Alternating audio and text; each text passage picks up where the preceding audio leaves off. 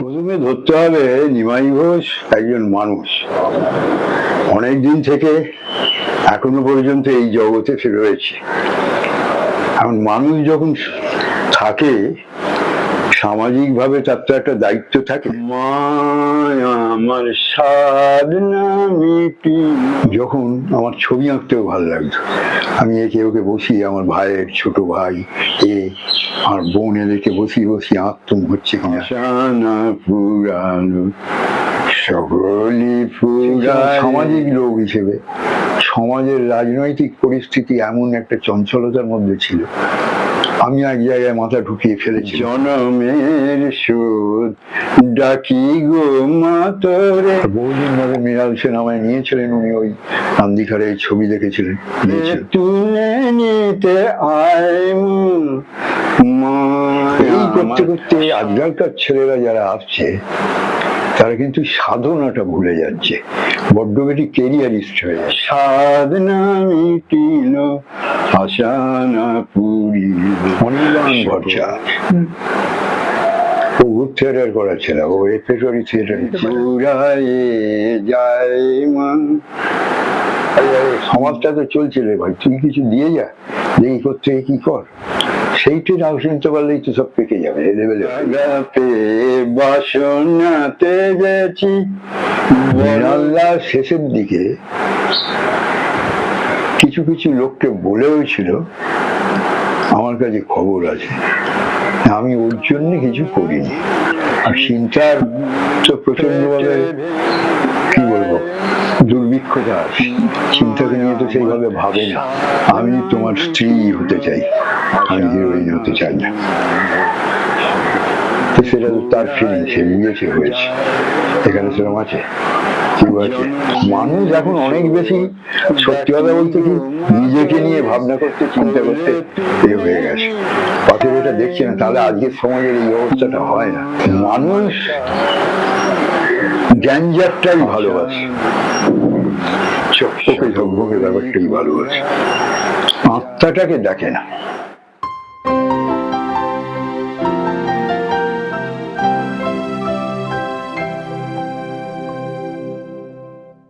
নমস্কার, আজকের আটপৌরের সেশন নিয়ে আমরা ঠিক যেখানে উপস্থিত হয়েছি আশেপাশের চিত্রটা দেখাই যাচ্ছে। জানি না সেটা থেকে কেউ কিছু আন্দাজ করতে পারবেন কিনা। আন্দাজ যদি করা যায় তাহলে একটা জিনিস আন্দাজ করা যাবে, আমাদের আটপৌরের যে প্রধান এবং প্রথম কথাটা, যে আমরা নেই রোজকার 10টা 5টার দৌড়ে, আমরা আটপৌরে। আমি অনিশ রয়েছি আপনাদের সাথে, আর আজকে আপনাদের সাথে যিনি রয়েছেন তার পরিচয় কিছু দেওয়ার আগে তার নামটা আমি উল্লেখ করতে চাই। বিশিষ্ট অভিনেতা শ্রী নিমাই ঘোষ, আমি জেঠু বলেই সম্বোধন করব, জেঠু রয়েছেন আমাদের সাথে। আমি জেঠুকে একটু আগে বলছিলাম অফ ক্যামেরা যে যারা জেঠুর কাজ টিভির পর্দায়, সিনেমার পর্দায় দেখার সুযোগ পেয়েছি, তারা জেঠুর সম্বন্ধে পুরোটা না হলেও কিছুটার একটা পরিচয় তো আমরা পেয়ে গেছি সেই কাজগুলো থেকে। কিন্তু যারা সেইভাবে এখনো সুযোগ পায়নি বয়সের জন্যই, যারা একেবারে নবীন প্রজন্ম, নতুন প্রজন্ম, তাদেরকে যদি আমি প্রশ্নটা করি যে শ্রী নিমাই ঘোষ কে, বা তাকে কিভাবে আমরা চিনবো বা কিভাবে মনে রাখা উচিত আগামী দিনে, তাহলে তার উত্তরটা কি হবে সেইটা জানবো আমরা জেঠুর কাছ থেকে। জেঠুকেই যদি এই প্রশ্নটা সরাসরি করি যে একজন নতুন প্রজন্মের, একদম নতুন প্রজন্মের মানুষের কাছে, ছেলে বা মেয়ে, যে নিমাই ঘোষ কে বা তার আসল পরিচয়টা কি, কোথা থেকে শুরু হবে, সেটা তাহলে কিভাবে বলবেন তাকে? প্রথমে ধরতে হবে নিমাই ঘোষ একজন মানুষ, অনেক দিন থেকে এখনো পর্যন্ত এই জগতে রয়েছে। এখন মানুষ যখন থাকে সামাজিক ভাবে তার তো একটা দায়িত্ব থাকে, সামাজিক ভাবে সে তো কিছু করে বলে। কেউ আমরা সামাজিক জীব যখন, তখন আমাদের সবাই সমাজের কিছু না কিছু করছি। তবে বেশিরভাগ লোকই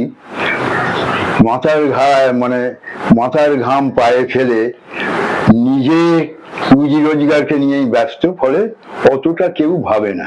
কিন্তু যারা ওরই বাইরে, ভাবে না কেন, ভাবে তার নিজের জীবনকে নিয়ে সে ভাবে, কিন্তু যারা এই জীবনের বাইরে গিয়ে শুধু ওটা তো আছে, বাঁচতে গেলে খেতে পড়তে হবে, পয়সা করি চাই যায়, এটা তো আছে, কিন্তু এছাড়াও শুধু এইটাই এ করবে, এই যে জগতে আমি এইছি, যার সেই বোধটা হয়েছে, এত বড় আকাশ দেখছি, তারপরে রোজ সকালবেলা সূর্য ওঠে দেখি, সন্ধে হয়, সবই তো দেখি, চারদিকে গাছপালা ও এই প্রকৃতির সমস্ত ব্যাপার, তা কিছু কিছু মানুষকে সেটা তো ভাবায়, এটা কেন, কোত্থেকে কি এলো। কেউ হয়তো সেই ভালো লাগাটা আর একটা আর্ট মিডিয়ামে কেউ গান গেয়ে প্রকাশ করে, সকালের গান রাগ আছে ভৈরবী, সন্ধ্যের রাগ আছে, রাত্রিরের রাগ আছে, এরকম নানা রকম শিবরঞ্জনী এটা আছে, সে সেইভাবে করে, গানের মধ্যে দিয়ে, এর মধ্যে সুরের মধ্যে দিয়ে সে যেতে চায়। আর যে ছবি আঁকে, সে তুলিটার মধ্যে নানা রকমের রং দেখে।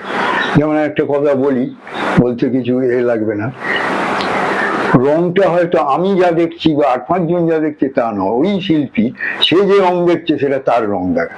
দেখুন ভ্যান গঘ সূর্যের রং একেবারে অন্য করে দিয়েছিল, সবাই বলছে এটা সূর্যের রং নেই, পাগলই বলতো, যার জন্য তার জীবন খুব সংশয়ের মধ্যে দিয়ে সারা জীবন থেকে কাটাতে হয়েছে। কিন্তু পরে সেগুলো যখন মূল্যবোধ এলো, মানুষ জানতে আরম্ভ করলো, ওরা তো ভাবে অনেক আগে, কারণ এরা তো নিজের থেকে এগিয়ে গিয়েছে ওই চিন্তাগুলো তাদের মাথায় ঘোরে। তো সেই দিক থেকে আমাকেও ছোটবেলায় যখন আমি ওই পৃথিবীতে এইছি, মা বাবা ভাই বোন সব মিলিয়ে, তারপরে যখন অন্যদিকে মন যায়, তখন ওই যাত্রা থিয়েটার যাত্রাটা দেখে দেখে ওইটাই মনে হতো অভিনয়টা কিভাবে করা যাবে। তারপরে একটা সময় এলো কিন্তু যখন আমার ছবি আঁকতেও ভালো লাগতো, আমি একে ওকে বসিয়ে, আমার ভাইয়ের ছোট ভাই আর বোন, এদেরকে বসিয়ে বসিয়ে আঁকতুম হচ্ছে কিনা। আমার একজন মাস্টারও ছিল, তিনি যখন আমি বললাম দেখুন আমার তো ওইভাবে যাওয়ার সুযোগ হয়নি, বলে হ্যাঁ তুমি যেতে পারো। তো আমার কিছু বন্ধু বান্ধব ছিল, তারা আর্ট কলেজের সঙ্গে জড়িত ছিল, তারাও স্কেচ করতে যেত, আমিও তাদের সঙ্গে বাইরে যেতাম,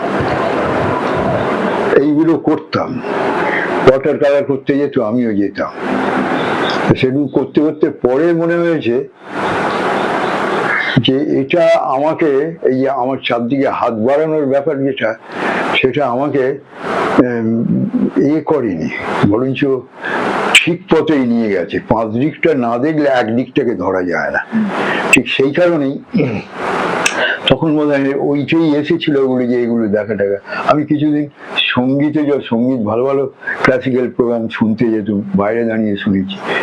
যে কোনো কারণেই হোক, আমার একটা বিরাট সঙ্গীত পরিবারের সঙ্গে যোগাযোগ হলো, সেখানে আমি হারমোনিয়াম শিখতাম, হারমোনিয়াম টেবিল। এখন তারা বললো আপনি তো নাটক করেন, মানে তাদের বাড়ির বিরাট ফ্যামিলি, তারা বললেই চিনবে সব।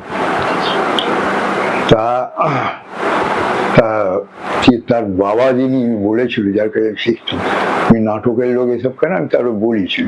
তো ওরাও আমাকে খুব করে একটা ভালোবাসার মধ্যে দিয়ে ব্যাপারটা তৈরি হয়েছিল। এই করতে করতে পরে মনে হয়েছে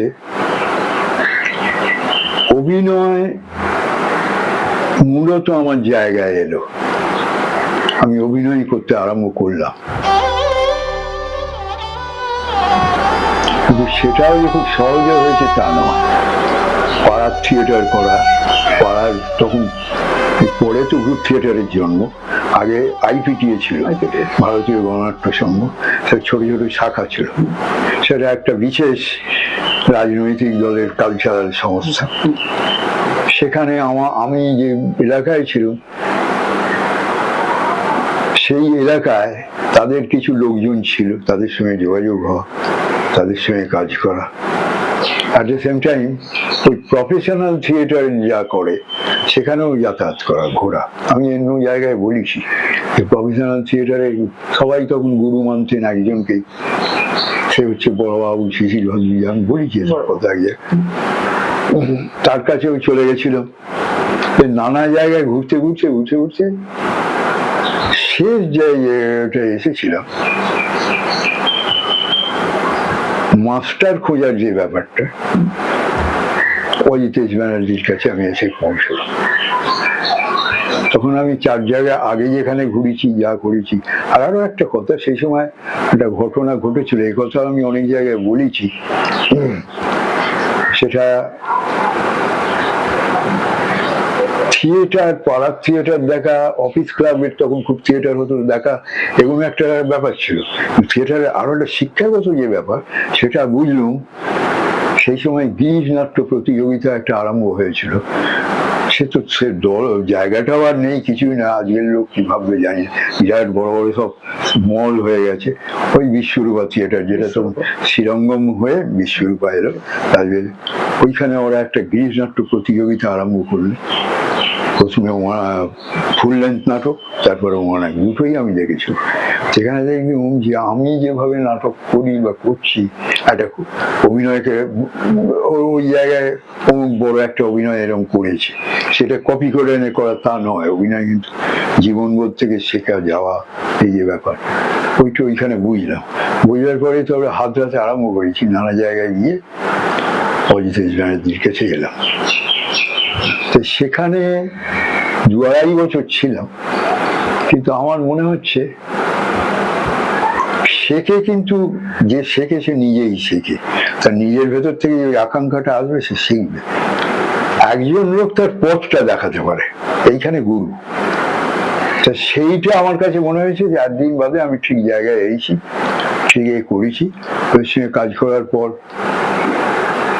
যখন দল ভাঙাভাঙি হলো, আমি একটা জায়গায় চলে এলাম, এসে কিছুদিন থেকেই আমি বেরিয়েছি, এবং আমি থাকিনি। আমার কাছে মনে হয়েছে আমি মূল যেটা খুঁজছিলাম পেয়েছি, আর দরকার নেই। ফলে সেই সময় সামাজিক লোক হিসেবে সমাজের রাজনৈতিক পরিস্থিতি এমন একটা চঞ্চলতার মধ্যে ছিল, আমি এক জায়গায় মাথা ঢুকিয়ে ফেলেছিলাম। তারপরে আস্তে আস্তে আস্তে আস্তে সেখানকার লোকজনও বললো, আমি নিজেও এটা রিয়ালাইজ করলাম যে মূলত তো তুমি ছবি আঁকার লোকই হও আর গান গাওয়ার লোকই হও, সেটাই তোমার বেশি ভালো লাগে, তোমাকে ভালো লাগে। রাজনৈতিক ওই কচকচি বক্তৃতা দেওয়া, অমুক তমুক, ওটা একটা ইমোশনালি ভালো লাগলেও আমাকে খুব বেশি টানছে না, ভাব করছে। তারাও সেটা অনুভব করেছে। তারপরে কি কাজ করা যায় করে যায়, করতে গেলাম, কোথায় কিছু করিনি। তারপরে আমি কোনো দলে আর যাইনি, কিন্তু বহুদিন বাদে মৃণাল সেন আমায় নিয়েছিলেন, উনি ওই নান্দিঘাটে ছবি দেখেছিলেন, নিয়েছিলেন। তার বহু আগে, এসব আমি অন্য জায়গায় বলেছি বলে বলছি না। নান্দিঘাটে কোন নাটক তিনি দেখেছিলেন সেটা আপনার মনে পড়ে? হ্যাঁ, নাট্যকারের সন্ধানে ছটি চরিত্র ওনাদের আচ্ছা, তখন প্রথম শো হয়েছে। আমি গিয়ে আবার অভিনয়ও করেছি এতে। ওইটা বিশ্বরূপায় প্রথম দেখি, সকালে একটা শো হচ্ছিল, মারে বাবা। তারপরে আমার সঙ্গে আমিও যে ঠিক যোগাযোগ করেছি তা নয়, আমার এক বন্ধু ছিল, সে সাংবাদিক। সে ওই তদানীকালে যেরকম একটা করে পাতা বেরিয়েছিল না, ওই প্রফেশনাল থিয়েটার নিয়েও বা প্রফেশনাল লোকজন ছাড়াও অ্যামেচার বা শখের মধ্যে দিয়ে অনেক প্রতিভার বিকাশ হচ্ছে, তাদের জন্য একটা কাগজের পাতা বার করেছিল ওরা। যেমন আনন্দলোক বার করেছিল, এই আনন্দবাজার বৃহস্পতিবার বেরোত, শনিবার রূপরশ্মি বলে বসুমতী একটা পাতা বার করতো, এদের নিয়ে লেখা হতো। আর যুগান্তর বোধহয় কালান্তর নাকি একটা নাম দিয়ে সোমবার বার করতো, এরকম একটা বেরোনো। এই বেরোতে বেরোতে আমার ওই বন্ধু রূপরশ্মিতে ও সাংবাদিকতা করত, সে 5 জায়গা থেকে বললো এইসব এলেবেলে ঘুরে লাভ নেই, ঠিক জায়গায় গিয়ে ঠিক জায়গায় কাজটা করাই উচিত। তো ওই যোগাযোগ করেছিল এই নান্দিঘাটে আসার। তার আগে আমি ওদের নাটক দেখেছি, কিন্তু আমি আমার তো চেনা নেই। ওই যোগাযোগ করেছে, এসেছিলাম। তবে নান্দিঘাটের আর একজন, এই যে তার সঙ্গে তার আমাকে যোগাযোগ করিয়ে দেয়, সে হচ্ছে খোকনদা, মানে রুদ্রপ্রসাদ সেনগুপ্ত।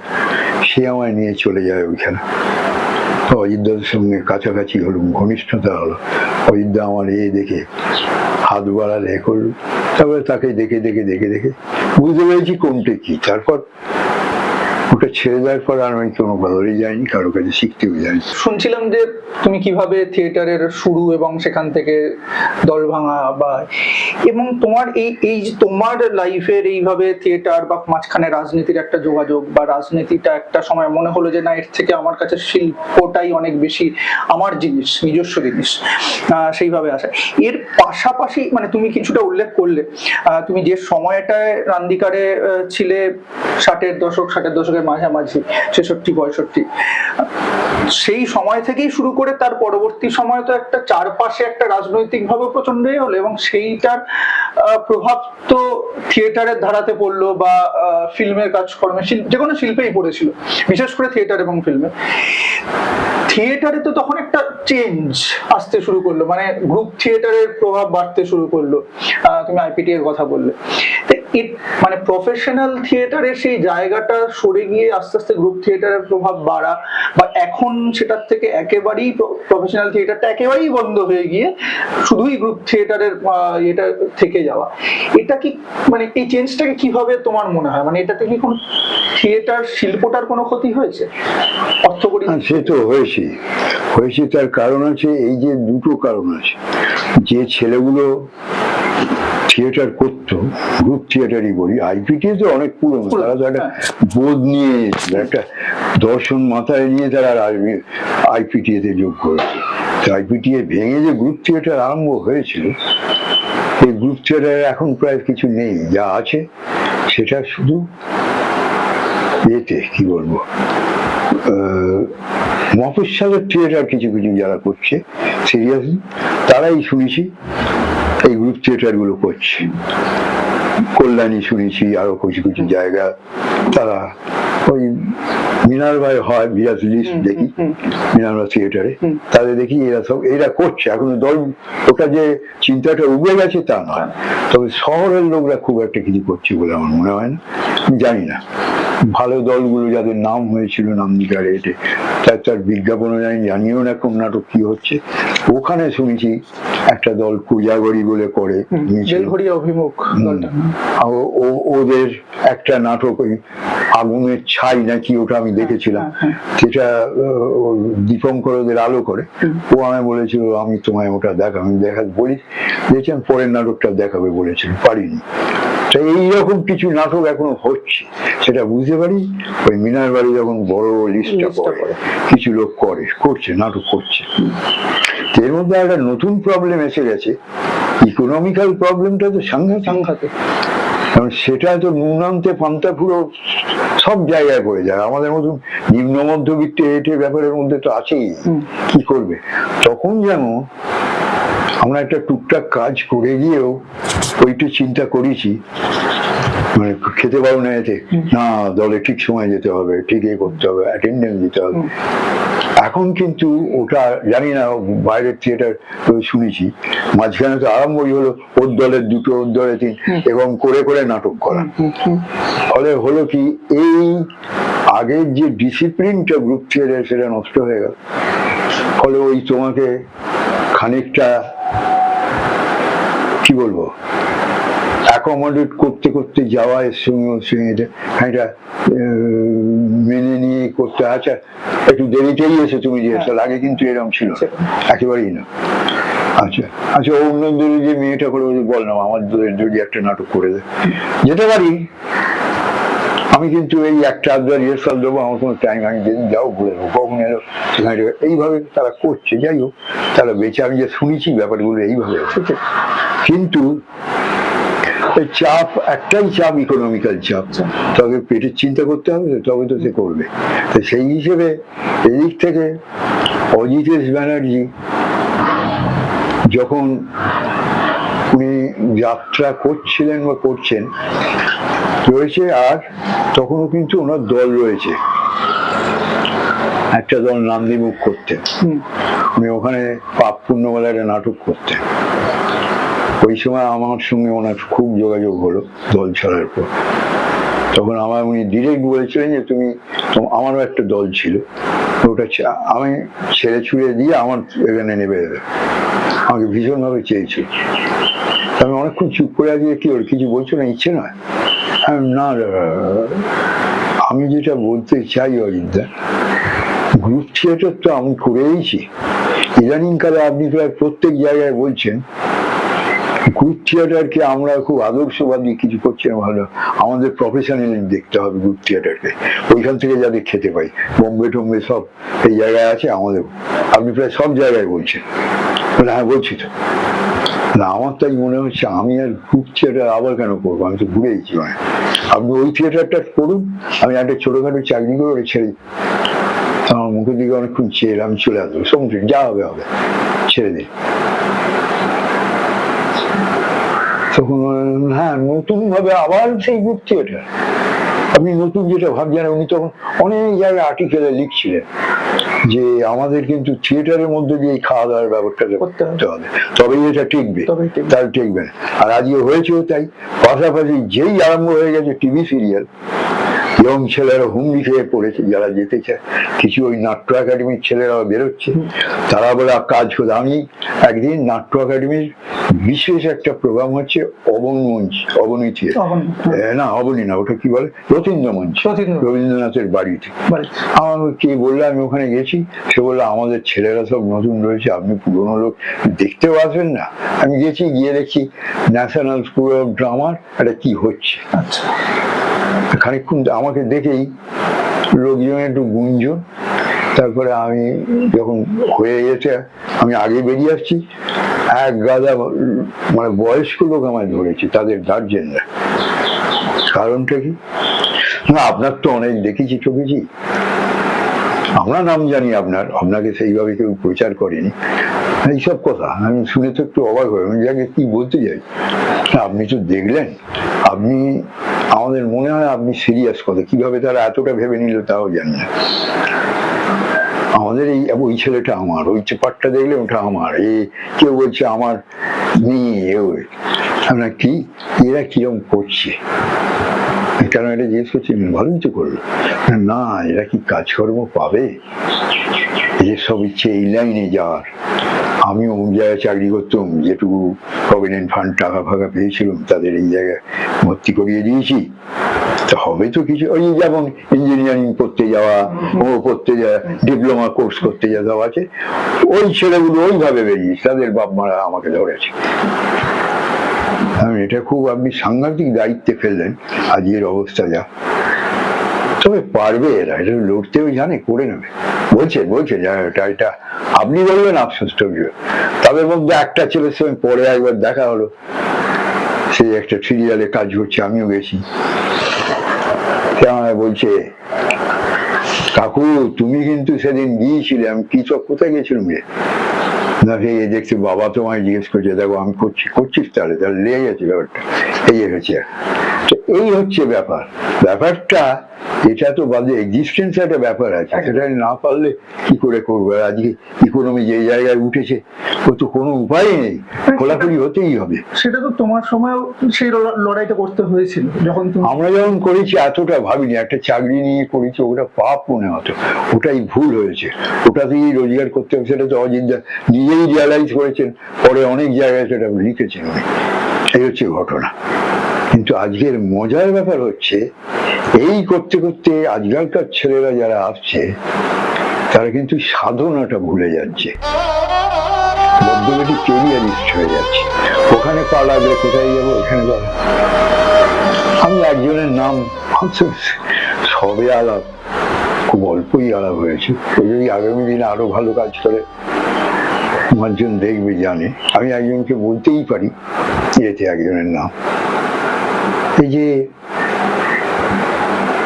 অনির্বাণ ভট্টাচার্য, ও গ্রুপ থিয়েটার করা ছিল, ও রেপার্টরি থিয়েটারে অনেক লোকজন আমায় বলতো, আমি এখানে এই ফ্ল্যাটেই একজনের ঘরে গিয়ে বসে, একজন সে নাটকটা করে দেয়, বলে একজনকে দেখাবো নিয়ে, আপনি দেখুন আজকাল খুব নাম করেছেন, কে এই যে অনির্বাণ, ওই ছেলেটা।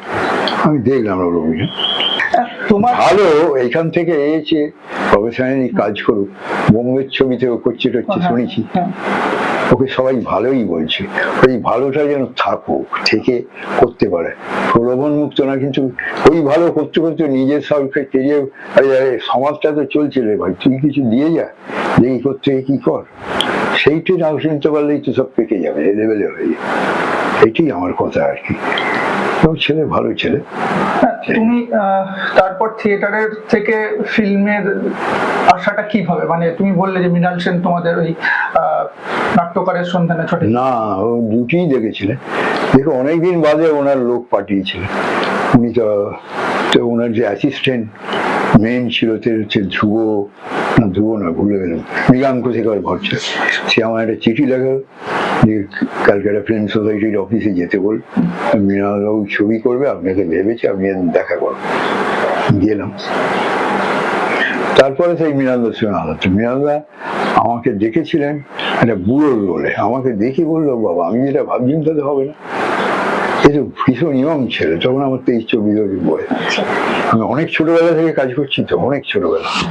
মানে অনেকেই ভাবে বয়স আমার হয়েছে ঠিক করে, এইসব মোগল আমলের লোক এখনো এইসব করছে, এরকম ব্যাপারে। এই যাই হোক, এই হলো ব্যাপার। মৃণালদা করে তবে উৎপলেন্দুর কাজ করলাম, যারা ডেকেছে করেছি, এখনো যারা ডাকে করি।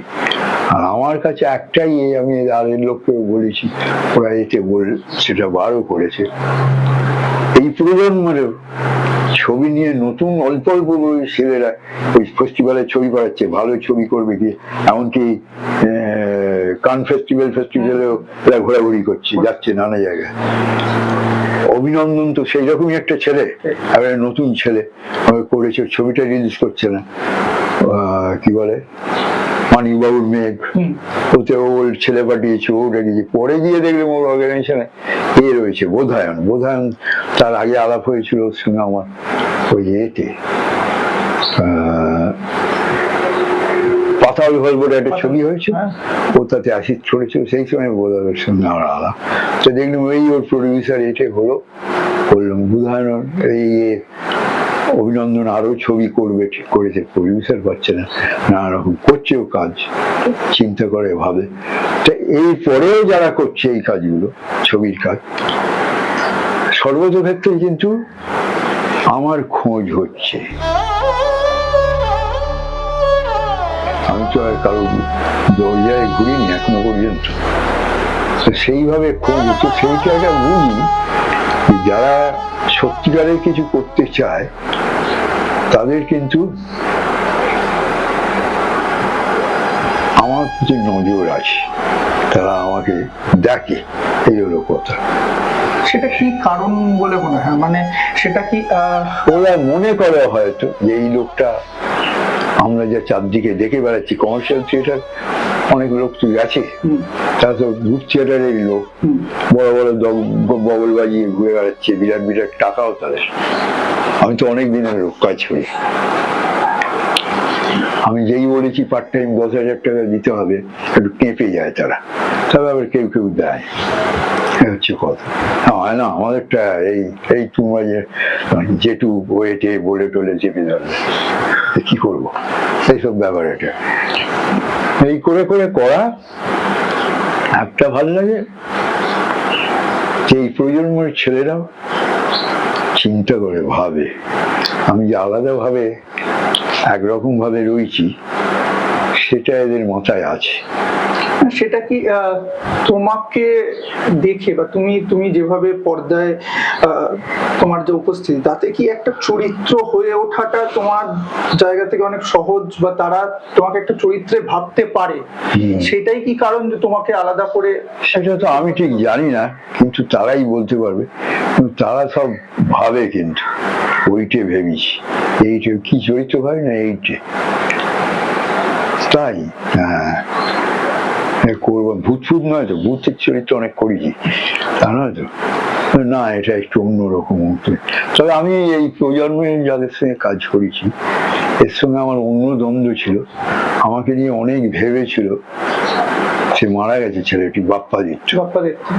ওর 4-5টা ছবি আমি করেছি, একটাই যা করেছি আর একটাই তা করিনি, অন্য রোল, সবটাই তাই করেছিল। সময় ভেবেছিল, আমার চিন্তা ভাবনা ভালো। ওর অন্য দিকগুলো একটু কিরম ছিল, পয়সা উড়ির ব্যাপারটা নিয়ে একটু ঝামেলা হতো।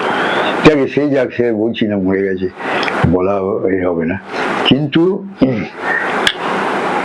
নতুন ভেবেছিলাম, আরো অনেক কথা বলেছিল। আজকে এতে যারা ওই দল থেকে এসে এখন খুব বগল বাজিয়ে বিরাট নাম হয়েছে তাদের, তাদেরকে থেকে ও ও অনেক জায়গায় বলেছে তাদের আমার সব ছবিটা আমি দিই মনে করি, আমি মনে করি সে অভিনয়, সে তার কথা আমি বলতে পারলাম না, কিন্তু এরকম তো আছে তারা বগল বাজাচ্ছে, পয়সা করিও বিরাট করছে,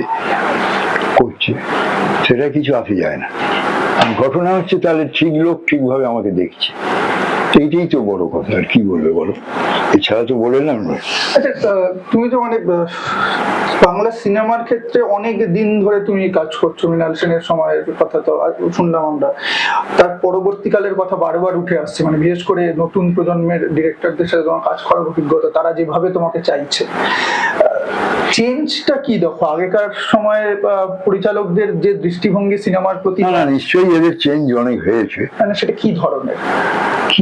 তারা সমাজকে দেখার একটা অন্যরকমের চিন্তা করছে। মাঝখানে যেমন একটু রাজনৈতিক দর্শন হ্যানাত্যানা এগুলো ছিল, এখন মানুষকে ধরার চেষ্টা একটা হচ্ছে এদের মধ্যে, কোথায় ব্যাক করছে এইটি, এরকম সব কথাবার্তা বলে এরা, এইরকম ভাবে এইটি ভাবছি। তারাও কিন্তু সমাজের এই গ্যাপ ফাঁক আর যে জায়গায় প্রচন্ড হলো ব্যাপারে আমরা চলেছি, সেটা কিন্তু তাদের চিন্তায় আছে। তারা বলছে যে স্ক্রিপ্টটা গল্পটা বলে আমি আর কিছু বিশেষ কিছু বলি না, তখন আমি মনে মনে ভাবি বাহ, তাহলে চিন্তাটা অন্যরকম ভাবে যাচ্ছে, ওইভাবে আর যায় না। আগে যেমন হাত তোলার একটা চিন্তা ছিল, এটা তা নয়, একটু ভেতরে ঢোকার চিন্তাটা আসছে, এবং আসছে যে যেরকম করে পাচ্ছে ধরছে। এইটাই হলো বড় কথা, যে সমাজকে আগে পথ দেখা। আচ্ছা, আমরা সাধারণত যারা ফিল্মের পর্দায় বা সিরিয়াল বা এই ধরনের কাজগুলোতে তোমাকে দেখেছি, তোমাকে বিশেষ কিছু চরিত্র, বিশেষ ধরনের কিছু চরিত্রের জন্যই তোমাকে দেখতে পেয়েছি ম্যাক্সিমাম ক্ষেত্রে, কিছু নিশ্চয়ই ব্যতিক্রম তার মধ্যে হয়েছে। সেটা কি কখনো তোমার আক্ষেপ মনে হয় যে বিশেষ কিছু ধরনের? সেটা তো আমি কিছু বলতে পারি না। প্রথম কথা, আমার ইচ্ছা কি হয় না? হ্যাঁ নিশ্চয়ই ইচ্ছে হয়, কিন্তু তার বাইরে ভাবার লোক কোথায়? অতখানি হিম্মত কার? কি ভাববে ওই নিয়ে? মৃণালদা শেষের দিকে কিছু কিছু লোককে বলেও ছিল, আমার কাছে খবর আছে, আমি ওর জন্য কিছু করিনি, করতে পারলাম না বলেছে, এবং আমাকেও বলেছে। আমি হঠাৎ দেখা করতে গেছি, তোমাকে এমন করোনা পুলিশ, আর আজকালকার ছেলে দু একজন আমাকে নিয়ে বড় কাজ বলে চেষ্টা করেছিল, সেই ছবি আবার এই আজকের এই ইডি প্রডিউসার ইডি রেটে ধরা পড়ায় সে চুলোর ধরে চলে গেল, হলো না। বিরাট বিরাট বড় রোল দিয়েছ, তো ওইখানে কোনো একটা বাধা দেখছি হচ্ছে। শুধু মানে আমি জানি না, মানে কথাটা বলাটা এইভাবে ঠিক হবে কিনা, এই শব্দটা, যে পার্শ্ব চরিত্র বা ছোট চরিত্রের মধ্যে আবদ্ধ হয়ে বেশিরভাগ সময়টা তোমার কেটে গেল, সেটাতে আক্ষেপ হয় না কখনো? আক্ষেপ হলে তো কিছু করার নেই, তো যারা ওগুলো করে তাদের ভাবনার ব্যাপার আছে, তারা যদি না ভাবে কি করবে? মানে সেটা কি আমাদের বাংলাতে যে ধরনের ছবি সিনেমা হয় সেইটার জন্যই এটা হলো, মানে যে ধরনের গল্প? তাই হয়, তাছাড়া আর কি। আর চিন্তার তো প্রচন্ড ভাবে কি বলবো দুর্ভিক্ষতা আছে, চিন্তাকে নিয়ে তো সেইভাবে ভাবে না, কিভাবে করবো। একজন যে সাহস নিয়ে করবে কাজটা করে না, করে বিদেশে এগুলো কোনো ব্যাপারই না। বিদেশে কেন, সবচেয়ে সত্যি কথা, এই যে সুমন ঘোষ, ওর তো ছবিতে আমি করেছি, ও আমার ব্যাপারে ওর চিন্তা ভাবনাও আছে, করে। ওর কাবলিওয়ালা ছবিতে আমায় নিয়েছিল, করেছি যারবার। আমি কয়েকদিন আগে ওর বাবা খুব ভালো লোক ছিলেন, বাবা মার সঙ্গে আমাদের আলাপ করিয়ে হয়েছিল। আমি খবর পেলাম ওর বাবা এক্সপায়ার করে গেছে, তো আমি তাই একটু ফোন করেছি। ওর ফোন নাম্বার আমি জানি না, ওর এখানে যে ফোন। কদিন বাদে ও দেখেছে রিপ্লাই, ও তো থাকে আমেরিকায়, ওইখানে পড়াশোনা করে, এসে দেখে বললে তোমার ফোন পেয়েছি, কিন্তু আমার ওই ফোনটায় তোমায় করেছে দেখেছি, আমি আমার দাদার ফোন থেকে কথা বলছি, তোমায় বলছি। আমি জিজ্ঞেস করলাম ওইটাই, আর সামাজিক তোমার বাবার কি হলো, খুব ভালো বললো কিভাবে কি। তা বলে যাকে শোনো, আমি দাদার ফোন থেকে ফোন করছি, এই দাদা দেখেছে তুমি ফোন করেছিলে, তাই আমি করছি। ও কাবলিওয়ালা দেখেছে, কোথায় দেখতে গেছিল কি, সেখানে দর্শকরা, আমি বলবো না, দাদা বলেছে এইটা আমি নিমাইদাকে জানাবো, তুই আমায় ফোনটা দে। তারপরে আমার ফোনে নিয়ে তুই যেখানে বসে দেখেছে সেখানকার লোকজন, আমি কি একটা ভিখিরির পার্ট, আমি কথা বলেছি, গান গেয়েছি, তারপর মাঝে মাঝে আমার অ্যাপিয়ারেন্স আছে, আমার দেখার এটা, সেটা কিন্তু কোনো কথা বলিনি। তো সে বলছে দর্শক প্রচন্ড বলছে, একে আমার অনেক দেখে কি এখানে বলা হয় না, সেটা আমার লাভ, আর কি বলবো, রং খুঁজছে, এটা হয় না। অনেক সময় তো মানুষ থাকলে তার বিচার হয় না।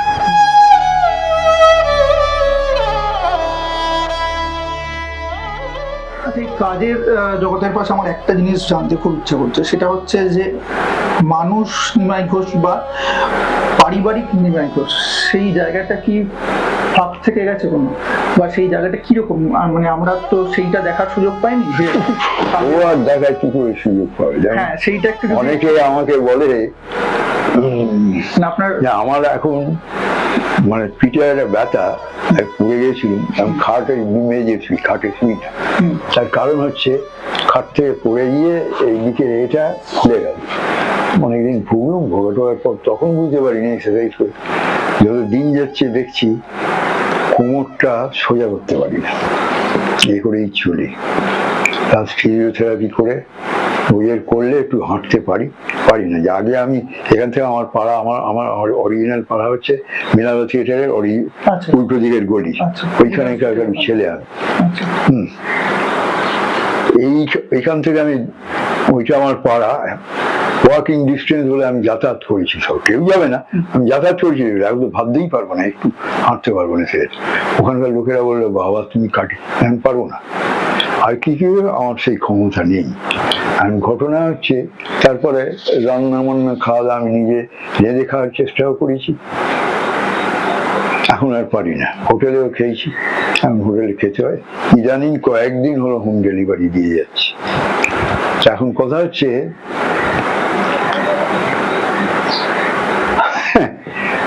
অনেকেই বলে কি করলে গুরু, একদিন নাটক করলে একজনকে কি একটা মেয়ে ধরার ব্যাপার। তা আমার কথা হচ্ছে ধরতে তো আসেনি এখানে, খুব ভালোভাবে বিচার করে দেখবে, যে মনে করেছে সেই লোকে সেই এগিয়ে এসেছে, সেটা কয়েকজনের ভাগ্যে জুটেছে। বিভূতি ব্যানার্জি বিরাট বড় রাইটার, তার পাশে অনেকে উনি এটা ভুগেছেন, অনেককে মনে মনে ভেবেছেন কিশোরের ঠাকুর এদের বয়ে পড়ে, কিন্তু পেয়েছে একজনই, সেই কল্যাণী লাস্ট যিনি স্ত্রী ছিল, তার সঙ্গে ওনার অনেক ডিফারেন্স।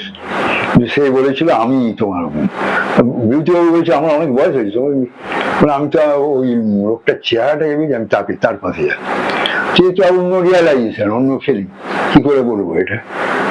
চার্লি চ্যাপলিন 4বার 5বার বিয়ে করেছে, কত বড় নাম তার পাশে এসে। আর চার্লি চ্যাপলিনের পাশে যে এলো উনি, তাকে উনি একটা লাস্ট ছবি করছিলেন মুসিয়ে ভারজু, তার হিরোইনের জন্য ওর এরা চতুর্দিকে ঘুরছিল, নানা ছবি এসেছে। লাস্ট টাইম এই একে পছন্দ বলে, একে আমার দরকার, ওর সঙ্গে এলো। পরে খবর নিয়ে জানা গেল আমেরিকার ওয়ার্ল্ডেরই বিখ্যাত নাট্যকার ইউজিন অনিল, তার মেয়ে উনা অনিল। উনাঅনিলের তখন বিলো 17, অনেক কম বয়স, কিন্তু ওদের দেশ তো লম্বা চওড়া চেহারা, উনি পছন্দ করেছিলেন ওই ছবিটার হিরোইন করবেন বলে। এইবারে ওদের অ্যাফেয়ার শেষে গেছে, কি করবে, তাদেরকে বিয়ে করতে পারবে না। তারপরে বাজারে এই খবর চাটনি হয়ে গেল, সব কাগজে বেরোতে আরম্ভ করলো, চার্লি চ্যাপলিন এই করেছে, খাবো তো এই বয়স সেপারেশন হয়ে গেল। ওনার স্ত্রী ইউজিনের স্ত্রী চার্লির নামে কেস করে দিয়েছিল, আমার নাবালিকা মেয়েকে মতো, দুজনে সেপারেট হয়ে গেল। সেই সময় অনেক হলো যে আর একটা মেয়ে ঢুকে পড়েছিল ওর মধ্যে, যারা পড়েছে যারা দেখবে, উনি লিখেছেন অটোবায়োগ্রাফি, সেও স্ক্যান্ডেলিং করলে চলে গেল। এইসব 1 বছর বাদে বড় মানুষ তো তাদেরকে নিয়ে করলে কাগজ ফাগজ চলে, মানে বাইরের জগতে একটু ব্যাপার হয়েছে। মিডিয়া তো এখন হয়েছে, তখন খবরের জগৎ টগৎগুলো চলতে চালিয়েছে। কিন্তু আবার যখন ছবি করার ব্যাপারটা এসেছে, সব মিটেও গেছে, কতদিন আর থাকবে, মিথ্যে আর কতদিন চলবে, ওই নিয়ে খানিকটা জল ঘোলা করে তারা পয়সা রোজগার করলে কাগজ।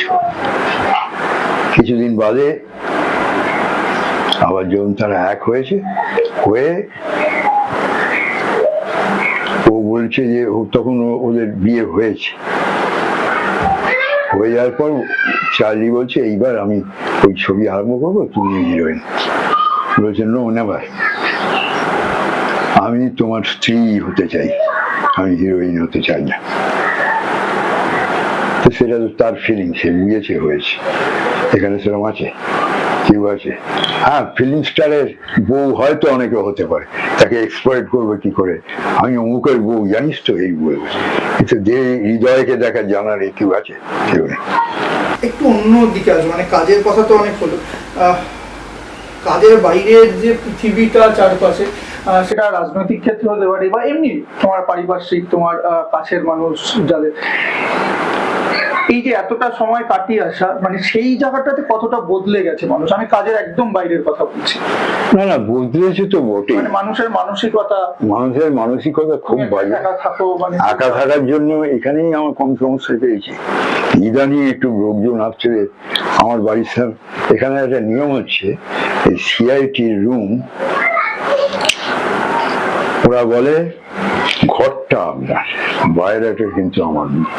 সিআইটির এই বাইরেটা থাকার দরুন সকালবেলা কমন, অথচ দেখো তুমি পাশে যাও, যে যার জায়গাটুকু, যেহেতু আমি একা, জায়গাটুকু একটু আলাদা করে নিয়েছি।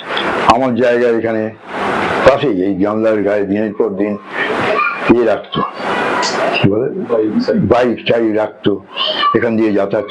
ওইটা তো আপনি বলতে পারেন না, তারা ধরেই নিয়েছিল একই যেতে হয়। ইদানিং কালে একটু পাচ্ছে, 5টা মিলিয়ন লোক, তাও করে না যে তা নয়, কিন্তু করছে। এই তো মানুষকে একা পেলে। আবার এইখানেই কিছু লোক আছে, ওই যে ছেলেটি এলো, দরকার হলে বলবেন, যার কাছ থেকে তুমি, আমি সবাইকে বললুম না, ওকে বললুম, ও ছুটে চেয়ারটা দিয়েও দিলাম ওর নাম শুনে। এইরকম 2-4 জন আছে, ভেরি ফিউ। মানুষ এখন অনেক বেশি, সত্যি কথা বলতে কি, নিজেকে নিয়ে ভাবনা করতে, চিন্তা করতে হয়ে গেছে। পাশের এটা দেখছে না, তাহলে আজকের সমাজের এই অবস্থাটা হয় না। আমার কি দরকার বাবা, আমার তো চলছে, চলো, এইটাই ভাবছি। হবে না, এটা করলে কিন্তু কিছু হবে না। মানুষকে ভাবতেই হবে কোন দিকে যাচ্ছি আমরা, এরা করে কোনো লাভ নেই। মানে এটা আরেকটা দিক তো, যে মানে এইটার ফলেই, মানে যেটা তুমি বললে, যে মানুষের মধ্যে টাচটা, যোগাযোগটা কমে যাচ্ছে, মানে সেটা খুব পাশাপাশি বাড়ির মানুষের মধ্যেও বা দূরের মানুষের মধ্যে। আর একটা অন্য একটা জায়গায় আসবো, যে তুমি ডাক বিভাগে চাকরি করতে, যেটা তোমার চাকরির মেন বিষয় ছিল, চিঠি। তা নিয়ে আমি অনেক কিছু ভেবেছি, কিন্তু তা নয়, অনেক কিছু ভেবেছি, ব্যাপারটা ওইভাবে ভাবা যায় না, করতে। এখন আবার নতুন চিন্তা হচ্ছে, জানি না সময় পাবো না। অনেকে আমায় বলছে, আমি তো এমনি এইভাবে ইন্টারভিউ অনেকেই নিলে দিয়েছে, এ নিয়ে তোমরাও যদি বার করলে দেখবে রিয়াকশন অনেক হবে, প্রচন্ড হবে। মানুষের একজন তো আমাকে মানে ফোন করে বললেই দেবেন, মাস মিডিয়ায় তো ওয়ান আফটার অ্যানাদার তোমাকে দেখছি গো, কি ব্যাপার, শরীরটা ঠিক আছে তো? খানি চিমটি কাটা কথাবার্তাও আছে, যাকে সেটা কোনো ভাবছি না। আমি যেটা বলতে চাইছি আর কি, সবাই বলছে যে আপনি একটা অটোবায়োগ্রাফি লিখুন। অটোবায়োগ্রাফি বিরাট বড় বড় লোক অটোবায়োগ্রাফি করে গেছে, কি হবে আমার অটোবায়োগ্রাফি? এটা তো নেই, কিছু নেই। দেখো বিভূতি ব্যানার্জি নিজে কিন্তু নিজের লাইফ নিয়ে কিছু লেখে, অথচ পথের পাঁচালী মূলত বিভূতি ব্যানার্জি ওই চরিত্রটা। হ্যাঁ, তা একটা মানুষ ওইভাবেই কিছু হওয়া উচিত। জাঁক ক্রিস্টফ লিখেছেন রোমারোলা, মূলত রোমারোলা নিজেই যা তাই, অন্য একটা ক্যারেক্টারের ছাপে গেছে। হ্যাঁ, ম্যাক্সিম গোর্কি অবশ্য লিখেছেন আমার ছোটবেলা, আমার মাই ইউনিভার্সিটি মতো এরকম লিখেছে। তা আমি জানি না সে সময় আমি পাবো কিনা আর হবে কিনা। ইদানিং কালে অনেকে বলছে দেখে, বড় কাগজের লোক অন্য মন্দ দিয়ে বলেছে এইটা যদি করেন আমার একটা ব্যবস্থা করতে আমার দরকার নেই। কিন্তু একটা রিপোর্ট পাচ্ছি যে এটা নিয়ে ইনিশিয়েটিভ নিয়েছিল। দেখবে তোমরা যদি কবিতার বইটা কিনে, শৈবাল মিত্র বলে এটি পরিচালক সিনেমাতে, ওই প্রথম বললো তুমি দাও তো দেখি কবিতার বইটা ও করেছিল। ও বললো গল্পটাও বার করো, ওরাই করছে বার করে।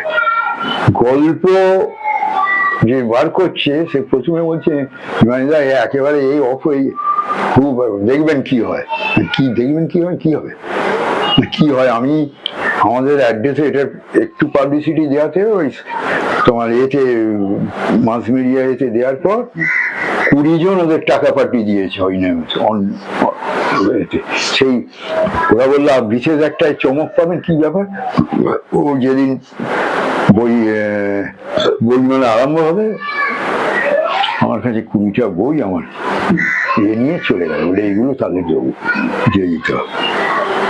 তাহলে কি হলো, লেখালেখির ব্যাপারটা মানুষের খারাপ লাগেনি, বুঝেছি। পরে ভাবছি তখন একটু সাহস পেয়েছি যে এইবার তাহলে একটা লেখার চেষ্টা করা যায়, এইটা নিয়ে ভাবছি। মানে লেখালেখির জায়গাটা, কবিতা লেখার জায়গাটার কথাই যদি বলি, মানে সেখানে কোন দিকটা তুমি মেনলি তুলে ধরার চেষ্টা করো, কোন দিকটা? সেটা আমার যা ভাবায়, মূলত সমাজের দিকটাই আমার ভাবায়, সেই তখনই সেটা ভাবে যে আমরা আদতে কোথায় যাচ্ছি, কি যাচ্ছি, এই ব্যাপারটাই, সামাজিক ব্যাপারটাই মাথায় ধাক্কা মারে, অন্য কিছু না। এই আর কি। তুমি যে এখানে এই আবাসনে একা থাকো, এই আবাসনটা আসা কিভাবে, মানে এটা কাজের দৌলতে বা কিভাবে পেয়েছো? কাজের দৌলতে নয়, এটা ওই গভর্নমেন্ট থাকাকালীন আর্টিস্ট হিসেবে আমাকে দিয়েছে, কিন্তু উঁচা একটা জায়গায় গিয়ে যে যার নিয়ে বেছে নিয়েছে। আমার অবশ্যই উঁচা বলছি, এটা বেরোলে আবার ঘরে খেপে যাবে এখানকার লোক, মানে পরিবেশটা ঠিক সেই জায়গায় নয়, তবু হচ্ছে। আবার এর চেয়ে আশেপাশে বেরোবে আরো সাংঘাতিক। আমাকে করোনা যখন হলো, করোনার সময় আমি তার আগে তো ওই হোটেলে যেতাম খেতে, সব হোটেল বন্ধ, হানাতানা। কি করি, যতজন পেয়েছে শুনেছে তারা সব জিজ্ঞেস করেছে কোথায় যাব, রাশন দেয়, হানাতানা এগুলো করেছি। আমার তো মাথা খারাপ হয়ে গেল কিছুতে গিয়ে। এই পাশের ঘরের একজন মহিলা আমাকে, এনার স্ত্রী, হ্যাঁ, ইনি হচ্ছেন এখানকার মানে স্টাফ কোয়ার্টারে থাকেন। তিনি আমাকে ও স্ত্রী আমায় বললো আপনি তো অসুখ, তার কিছুদিন আমি হসপিটালে ছিলাম, হসপিটাল থেকে বেরিয়ে এসেছেন, কিভাবে কি করছেন আমি কিছু পাচ্ছি না, কালকে কোনো রকমে ভাত জোগাড় করে খেয়েছি, আজ কি হবে জানি। তুমি যখন বলছেন কাল তো আমাদের অনেক ভাত ফেলা গেল, এটা যদি জানতাম তাহলে আপনাকে সবটাই শুনলাম। শুনে ভাবলাম কোথায় যেন একটুখানি চিনের ব্যাপার আছে, দেখি সন্ধ্যেবেলা গিয়ে ধরি, আমায় একটু করে দেবেন, খুব বাজে অবস্থা, আপনি যে পয়সা লাগে আমি দেবো। আচ্ছা আচ্ছা দেখছি, ভেবে টেবে ছেলে টেলে পয়সা টয়সা কি না, আপনি আর কতটুকু খাবেন। তো আরো সাংঘাতিক ব্যাপার হয়ে গেল, ভাইয়েরা কেউ সেভাবে আসতে পারছে না, একজন থাকে ধুলতলায় আর একজন থাকে রামরাজার তলায়, তারপরে আসাও সম্ভব কিছু হেল্প করতে পারবে না। ওই জিজ্ঞেস করে টাকা দিয়ে দাও, ব্যবস্থা করো, এ কি বলে যারা খাবার দেয় আমাদের হোম ডেলিভারির একটা ধরো কাউকে কোথায় ধরবো, কিছুই নেই। সে দু একটা আমার যারা বন্ধু বান্ধব তারাই বিভিন্ন জায়গা থেকে হোম ডেলিভারি, যে মেয়ে আছে সে অনেক চেষ্টা করেছে পাঠিয়ে দেওয়া, সে কবিতা টবিতা লেখে, ভালো মেয়ে, মৃদুলোর নাম, ও কিছু দিন ওইভাবে পাঠিয়েছে। তারপরে এনারা যখন কিছুতে হচ্ছে না, কিছু কিছু জায়গা থেকে রেশন আসতে আরম্ভ করে, যেরকম যখন যা দিচ্ছিল চাল ডাল ডিম হ্যাঁ ঠিক আমার এইখানে রাখতো, তার একটা ফটো তুলে নিয়ে চলে ওদের দিতে হবে, এদেরকে ডাকতাম, এই ভদ্রলোকের ওয়াইফকে, উনি এসে নিয়ে যেতেন। প্রথম এখানকার লোক দেয় যে একদম কেউ নেই তাদেরকে দেবো একটা, সেটা ওদের দিয়ে দিই। তারপর থেকে ওরা বললো আপনি কখনো, এগুলো বলছি না, রাত্রিরে আমরা যাবো না, তাদের একটা লাজ্জা আমাকে নিয়ে। এইভাবে আমি 2.5 মাস চালালাম, 2.5 মাস। তারপর বললো এইবার একটা দেখি কি হয়। তখন ওই মেয়েটি আমাকে পাঠাতো নানা জায়গায়, তখন তো স্বাভাবিক হয়নি। তারপর একটা রাইস কুকার কিনলাম, কিনে ওই মেয়ে পাঠালো, করলাম, করে সেখানে খাই। আর রাইস কুকারের চাল ভালো নয়, পারলাম না কিছুদিন, এই করে কখনো রাইস কুকার, হোটেল, এই করে করে আজকে আবার হোম সার্ভিস। মানে পেটের রোগটা ধরেইছে ওই কারণে, এই আছে নানা রকম খেয়ে। তো সুতরাং এইগুলো তো আছে, এগুলো কি করবো, বলেছে লাভ নেই, এটা আছে।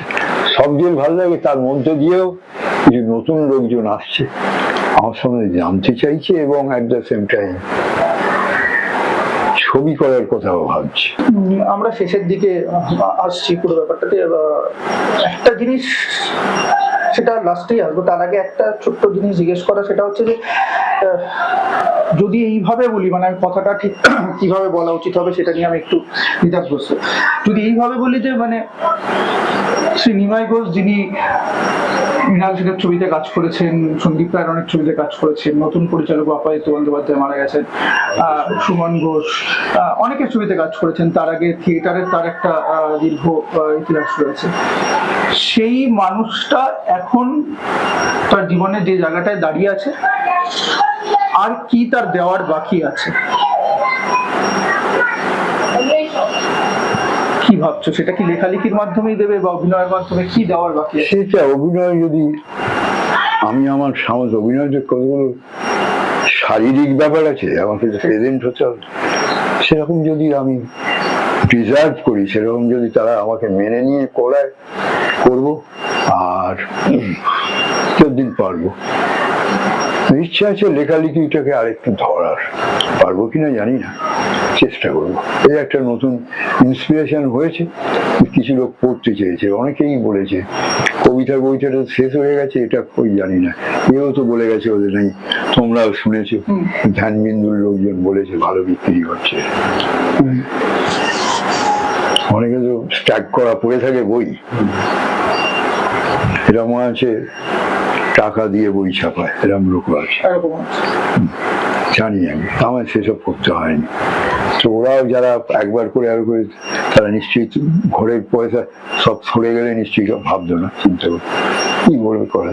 এটা একটা পজিটিভ দিক দেখতে পাচ্ছি, এই একটা নতুন দিক, চেষ্টা করলেও করা যেতে পারে, সবটা মিলিয়ে যদি হয় হবে।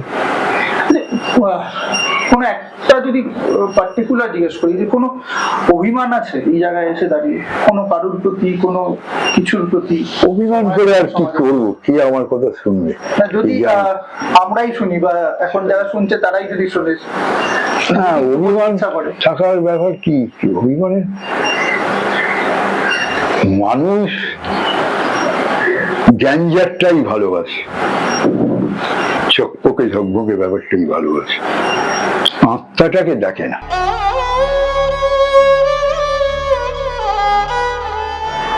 এইটাই আমার বক্তব্য, আর কিছু নয়। তোমার সমস্ত কথার এইটার মধ্যে উত্তর আছে।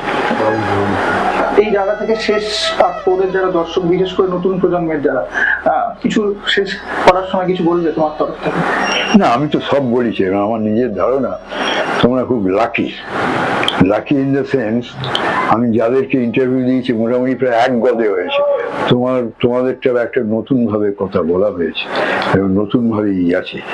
আট পৌরে এদিক থেকে ফরচুনেট আমি বলবো যে তোমাদের এই দেখে তোমরা যদি ঠিকভাবে এটা প্রচারটা করো, তোমরা এর ফল পাবে। আমি খুব মিথ্যে কথা বলছি না, দেখবে ব্যাপারটা এসে গেছে তোমাদের মধ্যে, নতুন ভাবেই যাবে। এই আমরা এতক্ষণ ছিলাম শ্রী নিমাই ঘোষের সাথে। নানা রকমের স্মৃতির স্মরণী বেয়ে তার ফ্ল্যাশব্যাকে বিভিন্ন সিপিয়া টোনে কিছু, ব্ল্যাক অ্যান্ড হোয়াইট টোনে কিছু, রঙিন এই জগতের এই সমাজের কিছু, তার মধ্যে অন্ধকার কিছু, আলোর দিক কিছু, সব বিভিন্ন স্মৃতির স্মরণী বেয়ে আমরা ঘুরে চলে আসলাম। অনেক জায়গাগুলি ছুঁয়ে দেখার চেষ্টা করলাম, আক্ষেপ, ভালো লাগা এই প্রজন্মের অনেক কিছুর সম্বন্ধে, পুরোনো প্রজন্মের সেখানেরও কিছু ভালো লাগা, কিছু সেখানকারও কিছু আক্ষেপ, সবটাই শুনলাম। আর শুনলাম হচ্ছে মানুষ নিমাই ঘোষ তিনি কেমন আছেন। হয়তো এই মানুষগুলোকে ভালো রাখার দায়িত্ব এবং তিনি যতদিন আমাদের সাথে আছেন, একটা মানুষ স্বাভাবিকভাবে যতদিন পৃথিবীতে থাকেন সেই সময়টা তো বটেই, তার পরের সময়টা আরো একটা বড় সময়, যে তাকে কতটা মনে রাখা, সব মিলিয়ে তাকে মনে করিয়ে রাখার দায়িত্বটা আমাদের সবার, তাকে ভালো রাখার দায়িত্বটা আমাদের সবার। আমরা কতটা পারছি সেই দায়িত্বটা পালন করতে, সেটা আমরা একটু নিজেদেরকে প্রশ্ন করি। আর প্রশ্নটা জাগবে তখনই যখন আমরা তার এই কথাগুলো শুনবো মন দিয়ে, তার এই দীর্ঘ জীবনের থেকে বেরিয়ে আসা ছোট ছোট অনুভূতিগুলো যেভাবে তার কথায় উঠে আসছে, তার চোখ দিয়ে বেরিয়ে আসছে, তার চোখের অনুভূতিতে যেভাবে, এক্সপ্রেশনে যেভাবে বেরিয়ে আসছে, সেগুলো যদি আমরা শুনি, দেখি। তাই দেখতে হবে আট পৌরে। আমরা রোজকার 10টা 5টা দৌড়ে নিই, তাই আমরা আট পৌরে। সবাই ভালো থাকুন আর এই মানুষগুলোকে ভালো রাখুন, তাহলেই আমরা সবাই মিলে ভালো থাকবো। নমস্কার।